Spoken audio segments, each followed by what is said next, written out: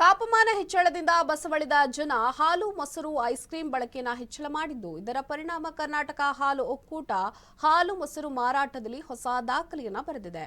KMF ಒಂದೇ ದಿನ 51 lakh litre Nandini ಹಾಲು ಮತ್ತು 16.5 ಲಕ್ಷ ಲೀಟರ್ ಮೊಸರನ್ನ ಮಾರಾಟ ಮಾಡೋ ಮೂಲಕ ತನ್ನದೇ ದಾಖಲೆಯನ್ನು ಮುರಿದಿದೆ.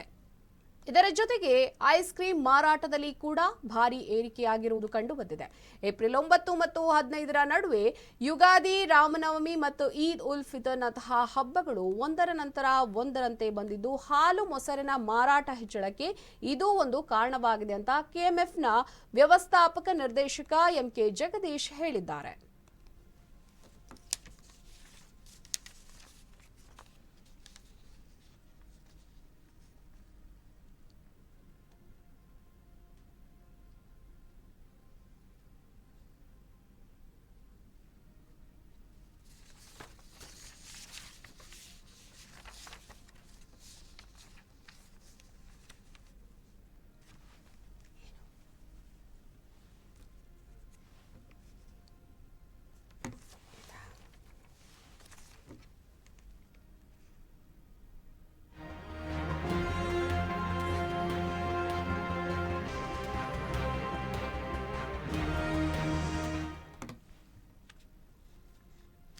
ಮೋದಿ ಇದೀಗ ಗಾಬರಿಗೊಂಡಿದ್ದಾರೆ. ಇದಕ್ಕೆ ಸಂಬಂಧಪಟ್ಟಂತೆ ಬ್ರೇಕಿಂಗ್ ಬರ್ತಾ ಇದೆ, ನೋಡ್ಕೊಂಡ್ಬರೋಣ.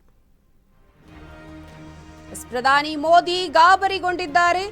ಮೋದಿ ಮುಂದೆ ಕಣ್ಣೀರು ಹಾಕಬಹುದು. ಪ್ರಧಾನಿಯ ಕಾಲೆಳೆದ ರಾಹುಲ್ ಗಾಂಧಿ. ಕರ್ನಾಟಕದ ಎಲ್ಲಾ ಜನರಿಗೆ ಗೊತ್ತು, 100 ರೂಪಾಯಿನ ನೀಡಿದ್ರೆ 13 ರೂಪಾಯಿ ವಾಪಸ್ ಕೊಡ್ತಾರೆ. ಭಾರತೀಯ ಚೊಂಬು ಪಾರ್ಟಿ ಅಂತ ಇದೀಗ ಲೇವಡಿಯನ್ನ ಮಾಡ್ತಾ ಇರುವಂತದ್ದು. ಒಟ್ಟಾರೆ ಪ್ರಧಾನಿ ಮೋದಿ ಗಾಬರಿಗೊಂಡಿದ್ದಾರೆ. ಮುಂದೆ ಒಂದು ದಿನ ಮೋದಿಯವರು ಕಣ್ಣೀರನ್ನ ಹಾಕುವಂತಹ ಪರಿಸ್ಥಿತಿ ಎದುರಾಗುತ್ತೆ ಅಂತ ಪ್ರಧಾನಿಯವರನ್ನ ರಾಹುಲ್ ಗಾಂಧಿ ಅವರು ಕಾಲೆಳಿತಾ ಇದ್ದಾರೆ. ಕರ್ನಾಟಕದ ಎಲ್ಲಾ ಜನರಿಗೆ ಗೊತ್ತು ಅನ್ನುವಂತಹ ಮಾತನ್ನ ರಾಹುಲ್ ಗಾಂಧಿ ಅವರು ಹೇಳ್ತಾರೆ. ಭಾರತೀಯ ಪಾರ್ಟಿ ಇದೀಗ ಚೊಂಬನ್ನ ಕೊಟ್ಟಿದೆ ಅಂತ ಲೇವಡಿಯನ್ನ ಮಾಡ್ತಾ ಇದ್ದಾರೆ.